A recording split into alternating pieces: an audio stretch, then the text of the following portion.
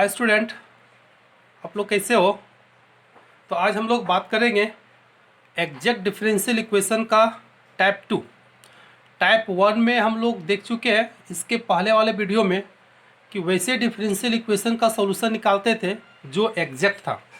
लेकिन टाइप 2 में हम वैसे डिफरेंशियल इक्वेशन का बात करेंगे जो फर्स्ट ऑर्डर फर्स्ट डिग्री होगा लेकिन एग्जैक्ट नहीं होगा। तो यहाँ पे डिफरेंशियल इक्वेशन एग्जैक्ट नहीं होगा तो उसको पहले एग्जैक्ट बनाएंगे और फिर हम लोग सॉल्व करेंगे।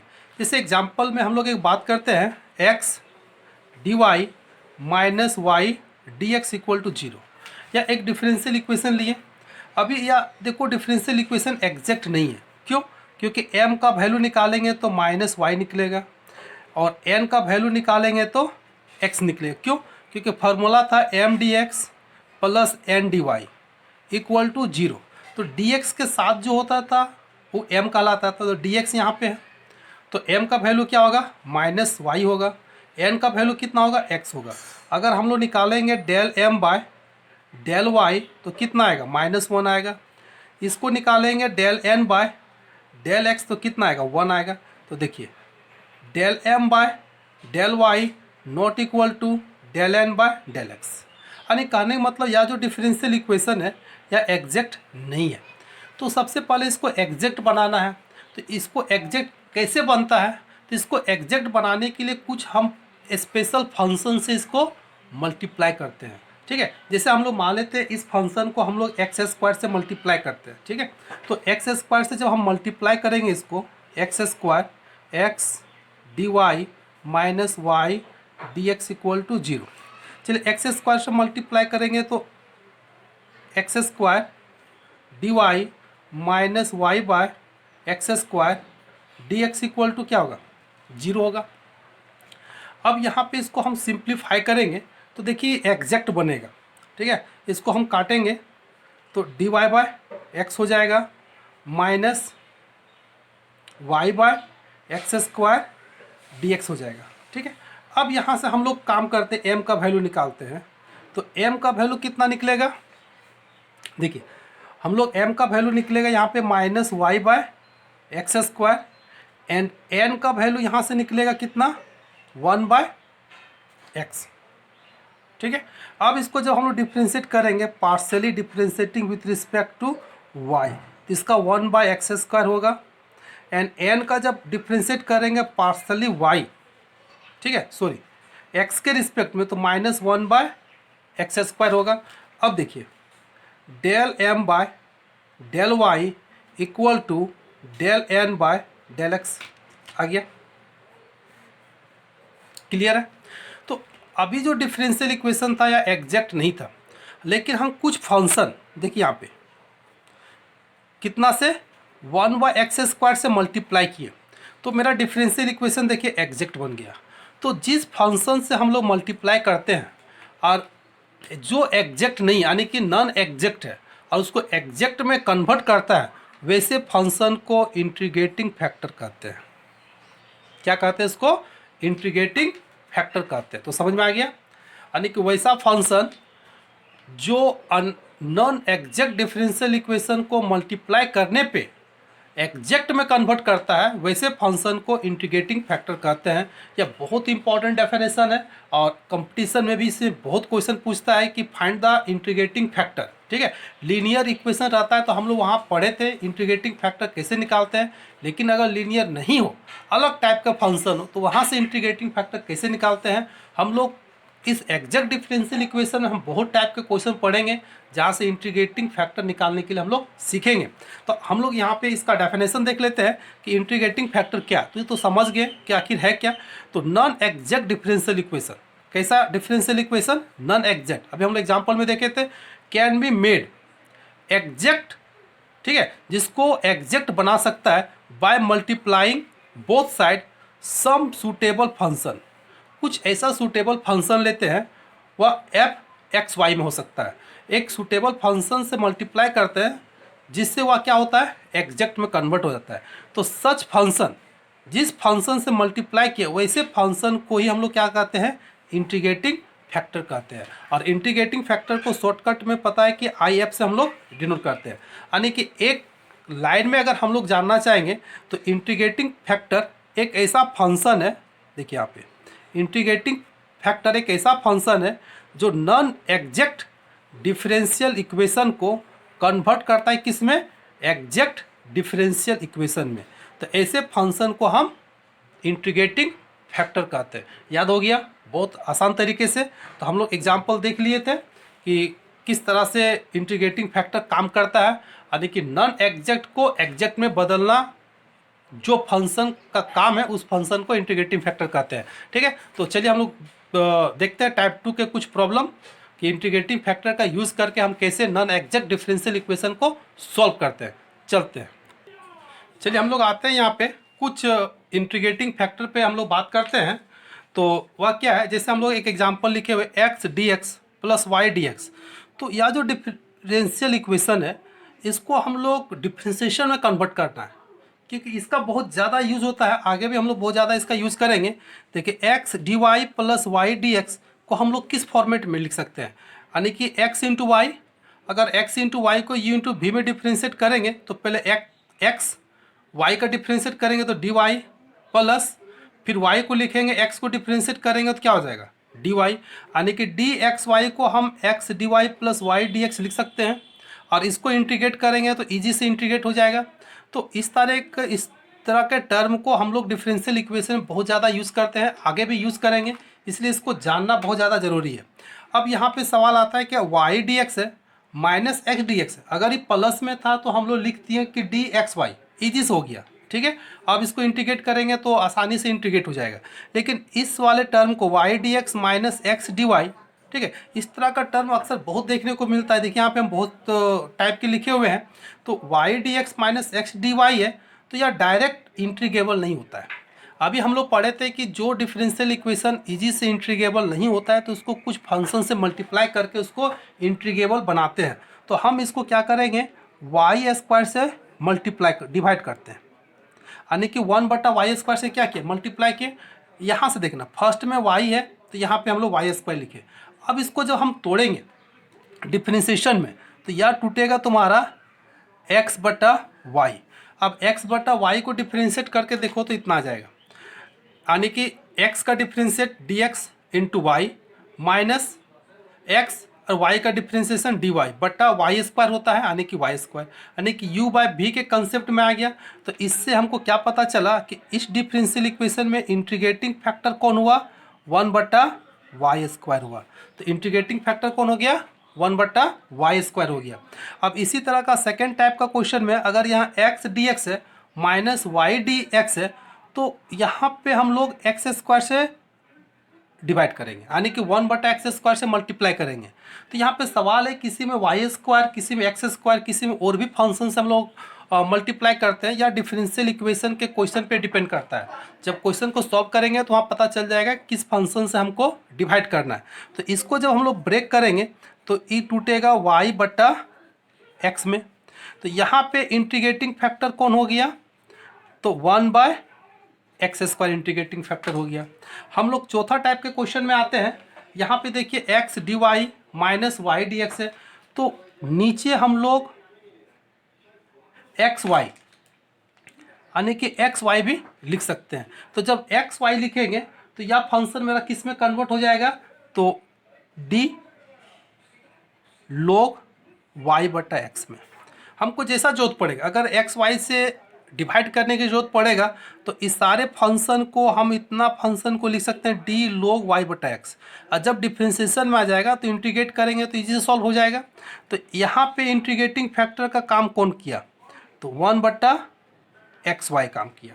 ठीक है, इसी तरह से हम लोग 5 नंबर में जब आएंगे तो यहाँ पे हम लोग मल्टीप्लाई करेंगे 1/किससे, X square plus Y square से। जब X square plus Y square से करेंगे तो इसको तोड़ के देखो तो ये आ जाएगा tan इनवर्स y/x। तो यहाँ पे इंटीग्रेटिंग फैक्टर कौन हो गया, 1/x square plus Y square.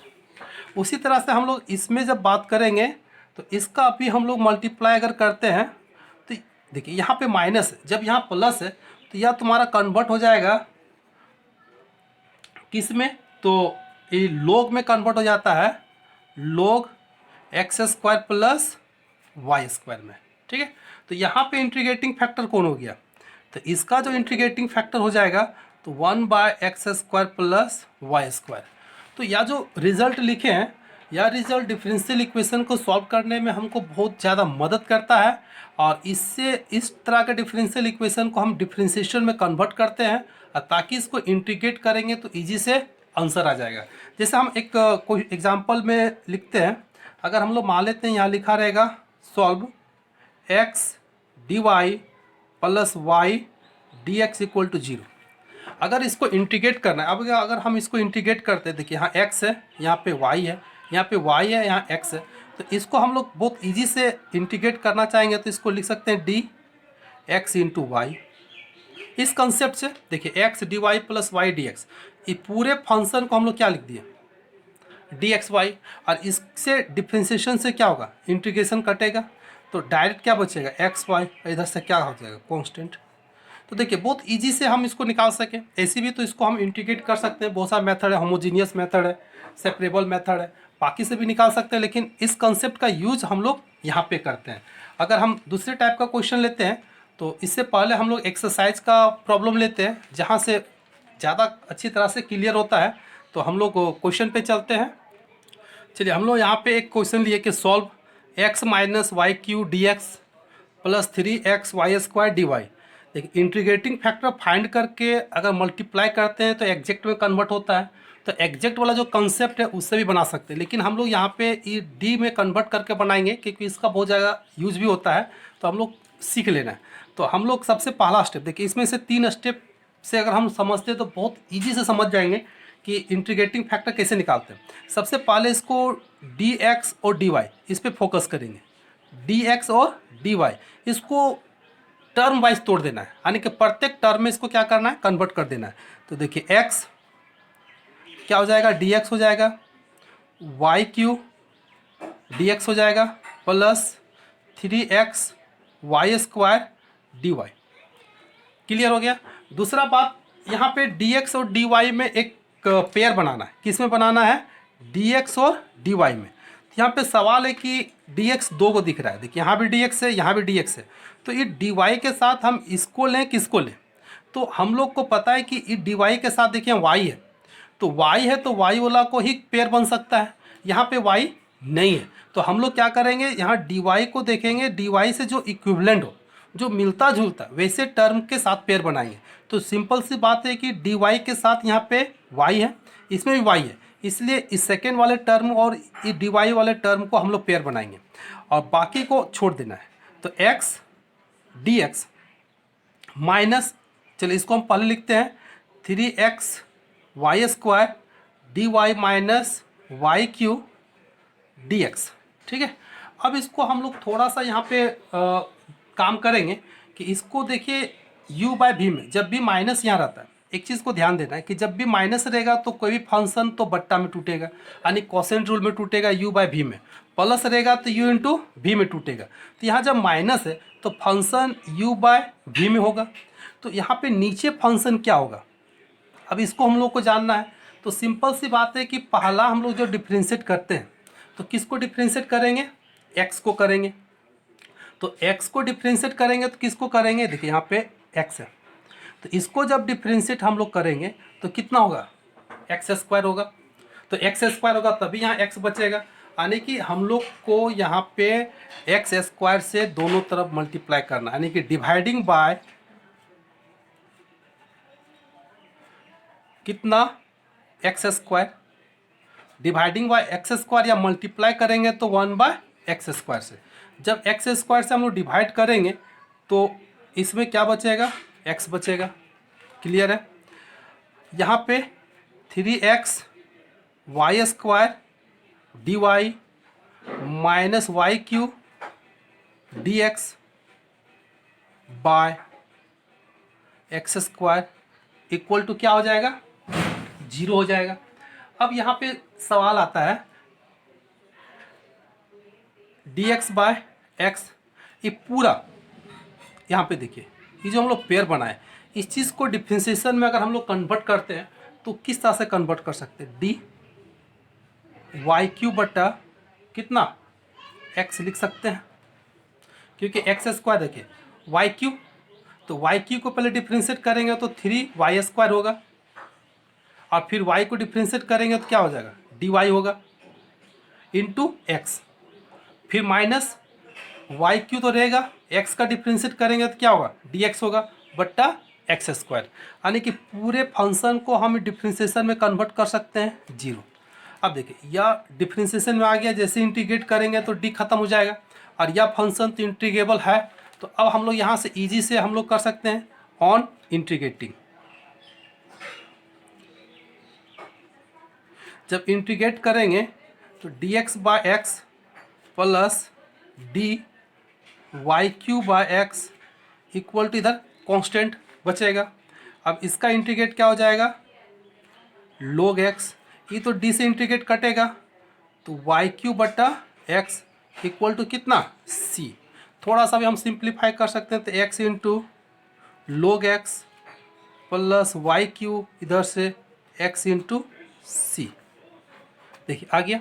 तो इस तरह से हम लोग निकाल सकते हैं इंटीग्रेटिंग फैक्टर करके, यानी कि टाइप 2 वाला प्रॉब्लम में। तो यह क्वेश्चन इजी से तभी बनेगा, दो चीज़ यहाँ पे मायने रखता है, एक कंसेप्ट और दूसरा प्रैक्टिस। कंसेप्ट और प्रैक्टिस रहेगा तो इसको हम बहुत इजी से बना सकते हैं, नहीं तो थोड़ा सा दिक्कत करता है। ठीक है, आगे हम लोग और एक दो प्रॉब्लम। चलिए यहाँ पे हम लोग दो क्वेश्चन लिए हैं, सॉल्व करना है। y 1 + xy dx और -x dy।